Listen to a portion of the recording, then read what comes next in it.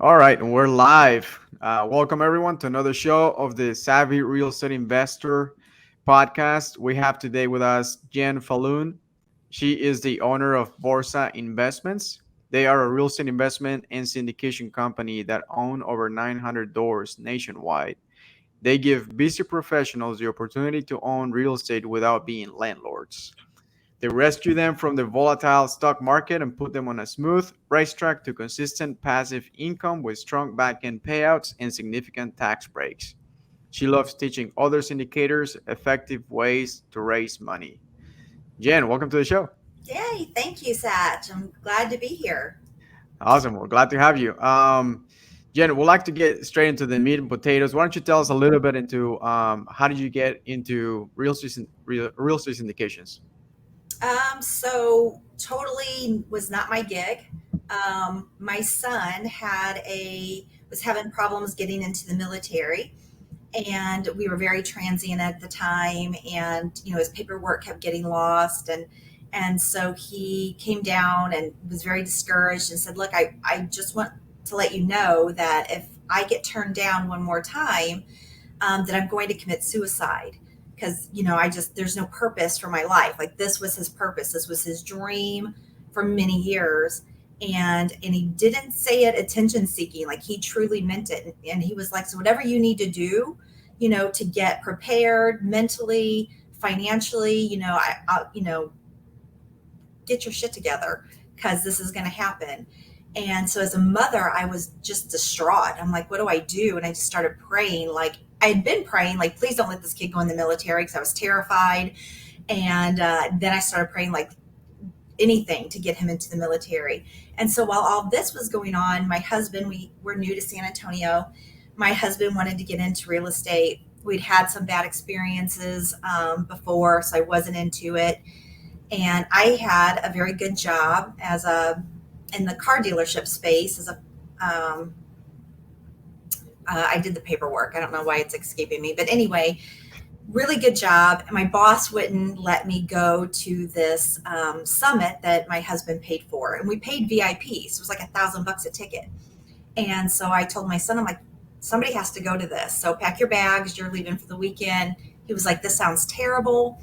And I said, I don't care. We paid for these tickets. Somebody has to go. I got stuck working. I can't make it. And it changed his life. He called me on a Friday night. Him and my husband went on Friday. He called me on a Friday night. And he's like, this is what I'm supposed to be doing. Like, this is my world, whole mindset change. And so, he was only 20 at the time. And I knew that he would not be able to do this on his own. So I exited my job and, and helped him, like, build the business. And of course, we started single family and grew into the multifamily space, as, most of us do. Wow, man, that story gave me chills. So, what year was this? 20, 2017. So it was like February of 2017. And just a little funny part of that story, when they asked me to come up, so they were in Austin, they were like, that Sunday I was off, and they were like, you got to come up, you got to, you got to check out, meet the people and check this out. And so I said, okay. So I went up there, and, we're in the VIP room, and they're giving us all this stuff, dude. They're like, here's your website, and here's your CRM, and here's your business cards, and here's this, and here's that. And I'm like, oh my God, this is the best $1,000 we've ever spent. Like, I cannot believe all the value we're getting for our money. And on the way home, I said, I bet 10 times to my husband, I can't believe we got all this stuff for $1,000. Neither of those fools said a word to me. And then one day I'm at the computer and I get this receipt, and I open it because I was like, well, that's weird, because we got a receipt when we paid, at the function. And it was a $50,000 receipt. And I was like, my first thought was, oh my God, they erroneously charged our account. They have to put this money back, or stuff's going to start bouncing. I can't pay my bills. Like, oh my God. And as I'm like scrambling to look for an email to be like, you have to put this money back, I see all the stuff, right? The CRM and the business cards and the books and the this and the that. And I was like, those damn fools spent my money on this Oh, program.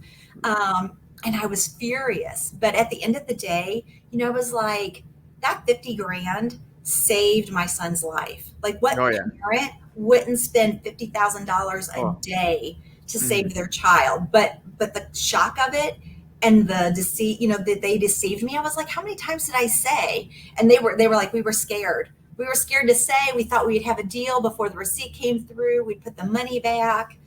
So Yeah. yeah, it's a fun story now.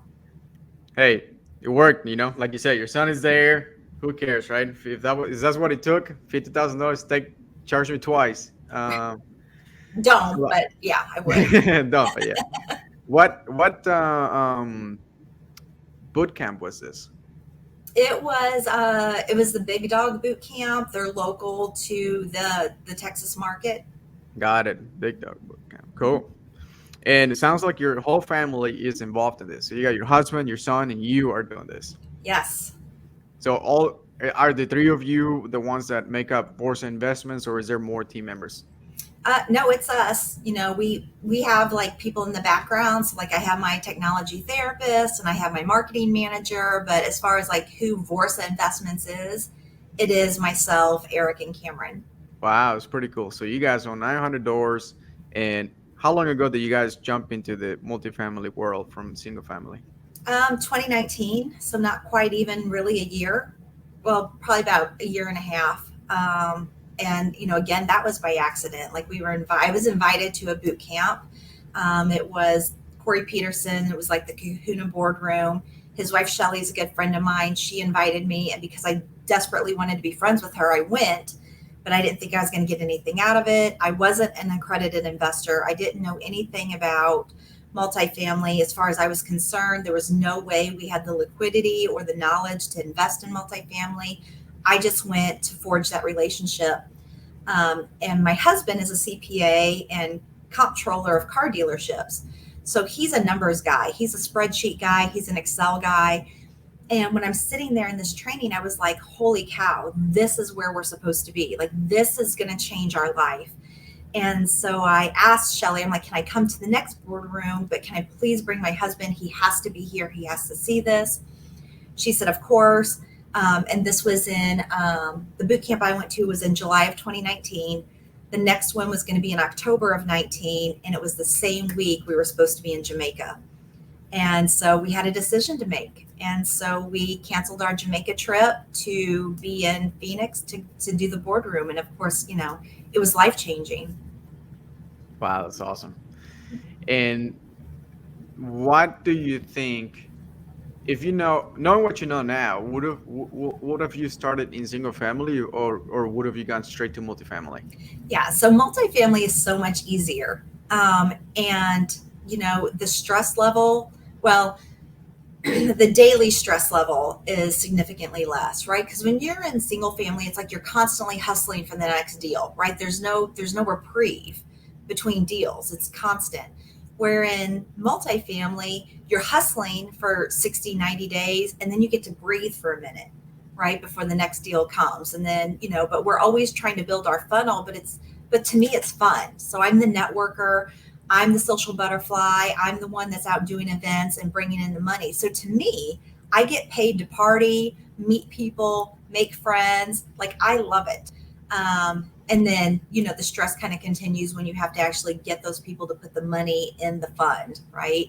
Mm, That's when, the stress comes. But as our funnel grows, the easier that becomes as well. But to me, it's like, why anybody would be in single family, because the multifamily it's so much easier. And it's like expecting a 6-year-old to go to college and then they get to go to kindergarten. I'm like, everybody really should start with multifamily and then move to single family if they yeah, if they want to, right, yeah. right. Yeah, you typically don't see that, right? You see people go from single family to multifamily, but I have yet, in all my years doing this, I have yet to see someone that will go from multifamily to single family. That should tell you something, right? Right, yeah, because it just seems too big, right? It's like the giant, and it's like you can't. And I had the same mindset, right? Like I can't possibly do apartments. They're too big. They're too expensive. I don't have millions. I don't. We're stuck in this mindset, right, of what we can't do instead of learning. And again, there's an education piece to this, right? Learn how easy it is. Like go to a boot camp or join a program like Raise Masters and the simplicity of it is almost like that alone is a mind shift change because it's hard to get past how simple it really is. Hmm. Yeah, absolutely. Um, so you focus a lot on your capital raising, right? And what would you say are some of your best methods of raising capital? So I do car shows, exotic car shows. I learned very quickly that you can't raise money at real estate functions, right? Like, why am I begging for money from people who are begging for money? Like, that didn't make sense. It was such a waste of time. And I knew I had to transition. And so, as luck would have it, my friend was working in the marketing department of an exotic car club and said, "You've got to come in and be a sponsor. You know, there's lots of money there." And so I did, and it changed my life. So we went from, so that was a McLaren club. We went from McLaren to Ferrari to Lamborghini. And then we were like, well, what else could we do? So then we started sponsoring like little league teams, soccer teams. And then my heart and my passion is with nonprofits. And so I was like, great, let me start sponsoring nonprofits and, getting people in that way.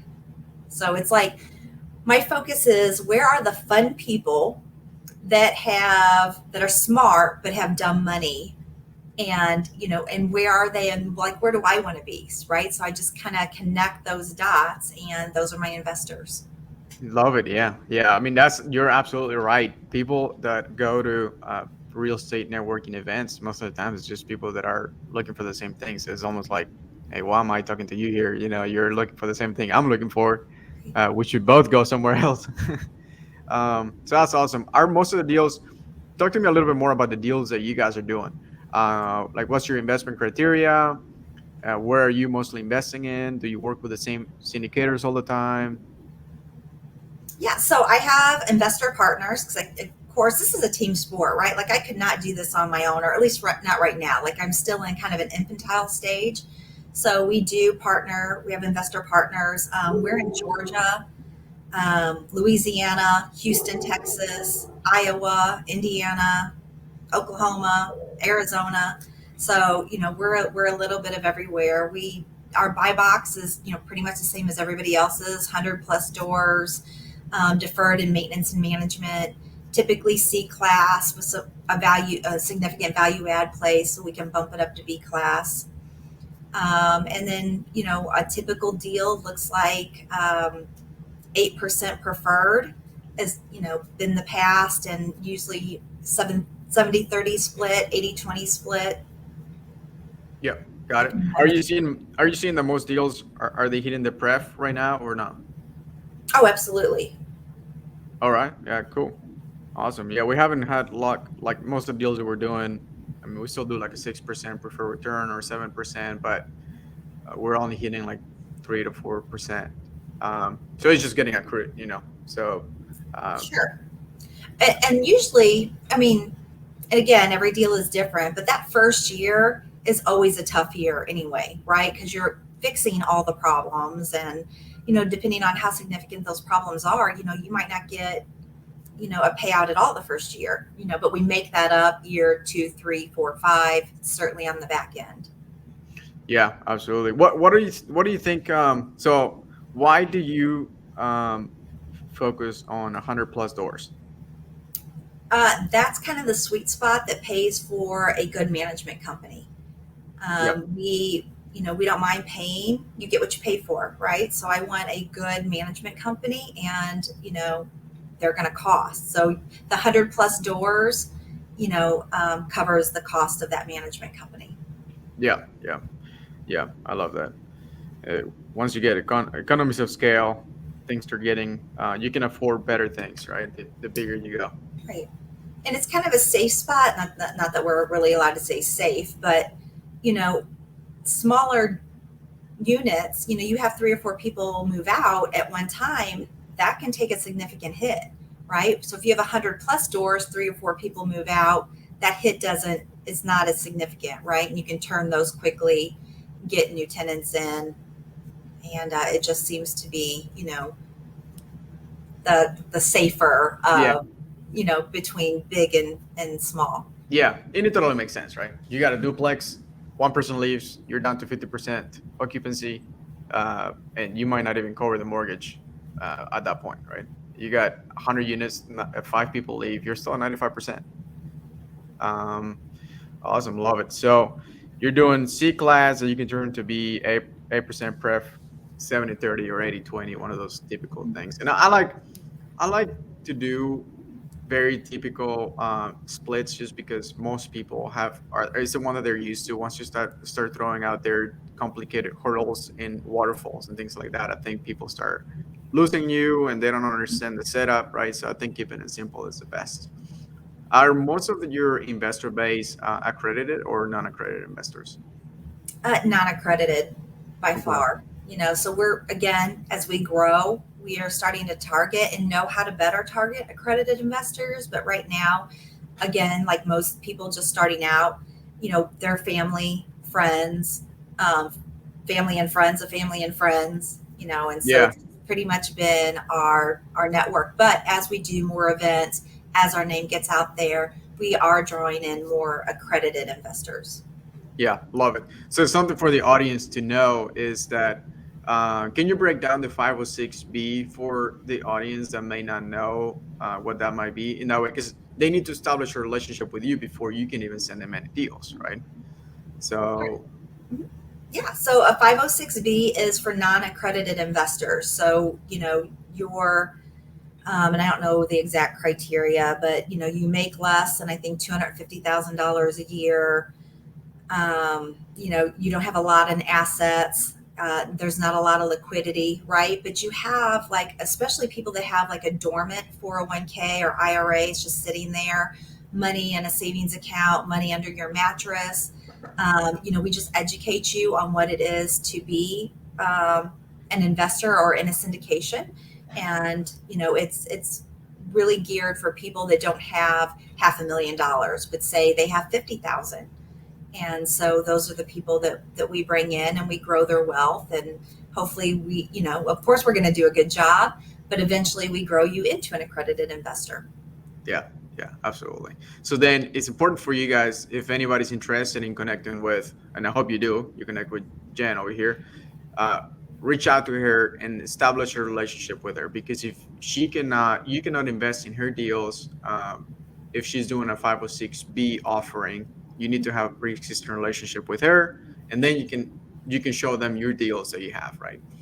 Yeah, um, absolutely. So there is, there's, because we are SEC regulated, there is a process. And so, I just ask that you jump on my calendar, and we'll have a couple phone calls, see, where the risk adversity is, and what are your fears, and then what's the bad stuff that could happen. Nothing is 100% foolproof, but we go over those things, right? And then but we also go over all the good, and I can show past deals where we've performed, and yeah, and then once that relationship is built, you're welcome to come on the next deal that we, or the next opportunity we have that presents itself. cool, love it. So what's the best way to get in a syndication? The best way to get into a syndication. Hmm. As a passive Well, investor, let's say I'm a passive investor and I want to learn more.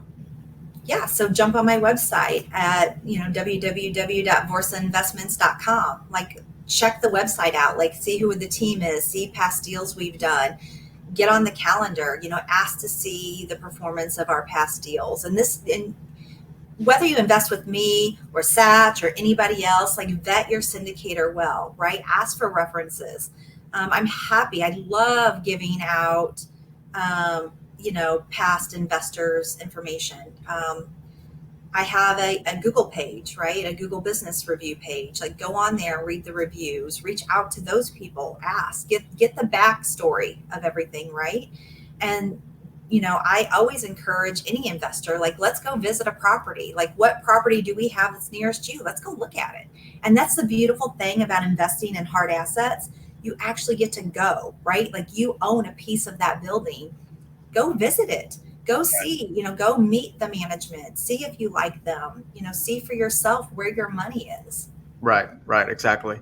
And I love that too. That's what I'm pitching all the time to people like, hey, you're out there wanting to invest in Bitcoin or something like that. Like you can even explain to me what it is, and Right. um, I have people come and pitch me on investing in like something Bitcoin related, like digital coins, and I asked them like, can you explain to me why is it that why is it that I'm getting paid to put money into this thing? They're like, we don't know, and I'm just like, so I just don't understand. Why do you want me to invest in something you don't even know how to explain it to me? And multifamily is so simple, right? It's so basic. We're providing housing. It's You can see the building. It's sitting there. You can touch it. You can feel it. uh, and we're just providing a basic need, right? There's nothing complicated about it. So that's why I love it. Yeah. Super basic. And a good syndicator, a good owner, um, will open the books too. Like our investors get the bank statements, they get everything that we get financially, they get too. So they can literally see where every penny of their money is going, and they're allowed to question it. Like, why was $10,000 spent this month? Where did that go to? And most of them don't care. But the fact that they have that option, like there's a safety net there, right? There's a sense of security, I guess, where we're not hiding anything. We're completely transparent. Every syndicator, you should be getting those bank statements. You should be getting, emails and updates. And, so that's again part of, when you're vetting your syndicator, ask, do you provide the bank statements? Do we get to see everything that you see? Yeah, yeah, I love it. Is there someone that you think might not be suited to invest in a real estate syndication?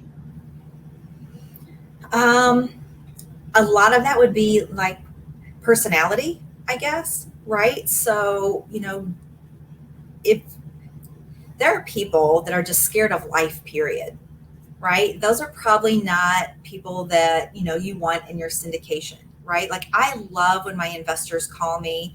I love when they have questions. I love, when they want to go visit the property.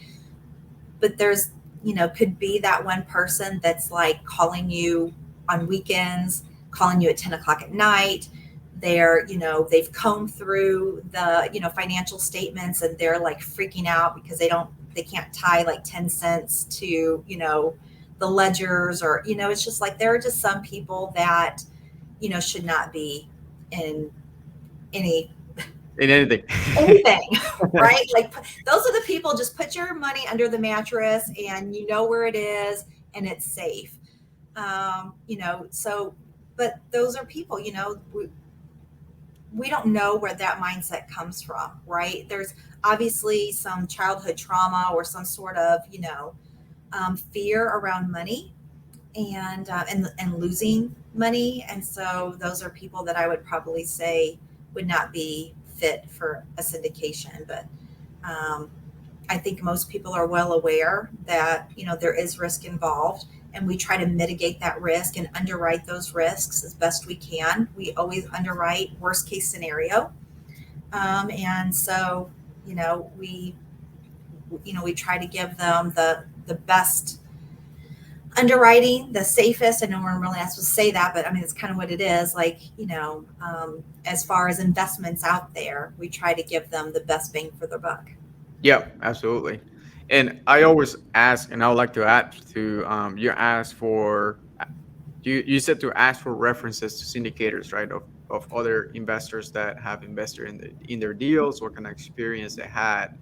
And I always like to also um, ask syndicators, or I'm a big proponent on having passive investors ask me what can go wrong in this deal, right? And like, just, hey, what can go wrong in this deal, and what are we doing to mitigate those risks, right?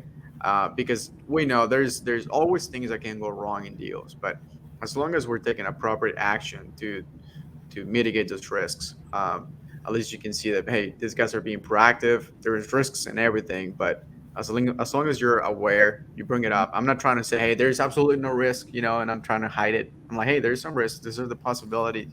These are the things that can go wrong, right? um, the You have a deal that you're doing right now. Can we talk about it, or is it We not? can't. Okay. Yeah, so it's going to close August 31st. So if we do another Okay. one, then I Yeah, can next talk time. about it. We did close 324 units in Slidell, Louisiana. Um, Tell me about that. Tell me about that. yeah. So, 324 units. mhm. I So that want people to know what kind of deals you're doing, and so like what kind of returns you're gonna give to investors, so they know what kind of deals are out there. Right. So I would never recommend anybody do 324 deals on their first time, like as a lone wolf. Right. And that's exactly what I did because that's just how I run my life in general. Like, I wasn't satisfied with just 100. Like, we're going to do 324. But we did do it in two chunks. So we did close 164 units last September, and then I don't know, whatever the math is, 204, 207 this past March. So it was a $19 million raise. It was a $30 million deal. And, but it was a beautiful property. So um, it was advertised as C class, and it was not a C class property at all. It was like a B plus class, very Wow. nice. Like, I would live there. The grounds were well kept. Um, the management was great, and you know, they were beautiful apartments. They were 100% occupied with a waiting list, and the owner was ironically an exotic race car driver in Europe. So he pretty much checked out, right? Like, he really didn't care about the property. The management did, and they kept it up, but they didn't raise the rents because they were like, if we're not told to raise the rents, why, we're just not going to. And so rents were grossly under market. And so we actually raised rents day one.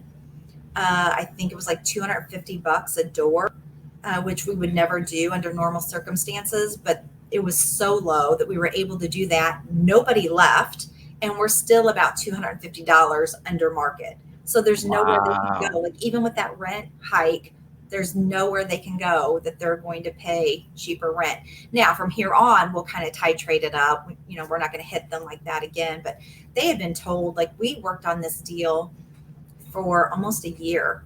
And so they had been warned consistently, like, hey, your rents are going to go up. You pay way under market. Be prepared. And nobody left. There's nowhere they can go. And so it was a beautiful, beautiful deal. We're currently paying 8%. We're doing the 70-30 split. And as of now, we're looking at a 36%, projecting a 36% back end. And Wow. Like, we're not even a year into the first closing. So, and we're looking at 36%.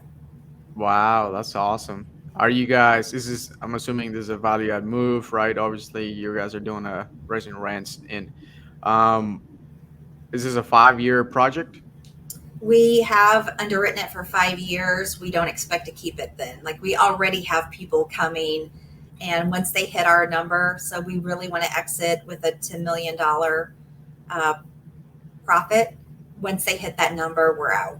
You're out. We're out. Gotcha. But Well, even the value add was very insignificant. Like, it was really just kind of fluff. Like I said, the management company really took good care of the property. So it's just like, what fluffy things can we do to justify the rents, and give value, right? And so that was kind of it. There was not one major project to be done. wow, that's awesome. That's pretty cool. Well, Jen, it was awesome. We're approaching here the end of the podcast. It's been awesome having you on today. One uh, last question I want to ask you. We already asked you like, how can people get into syndications? But one more question I want to ask you is, if there's a book that people should start reading about real estate, which one will it be? So I'm going to have a book come out, and when I do, that's the book you should read. But no, Hunter Thompson's the Raising Capital for Real Estate was super instrumental. And Corey Peterson has a book called Copy Your Way to Success. An amazing, amazing book. And Oh, it's just, do what it is. Like, be respectful of where your content comes from and where your ideas come from, but twist it, make it your own, and recycle. yeah, yeah, absolutely. Yeah, there's so much out there that you can copy from. I love that. I'll have to check the book out from Corey Peterson. And I have Hunter's book. It's awesome. Yeah, That is an incredible book. Yes. yeah.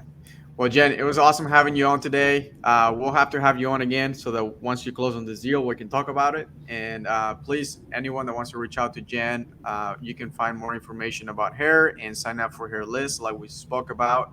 You need to establish our relationship with her. So go to borsainvestments.com and make sure that you connect with Jen.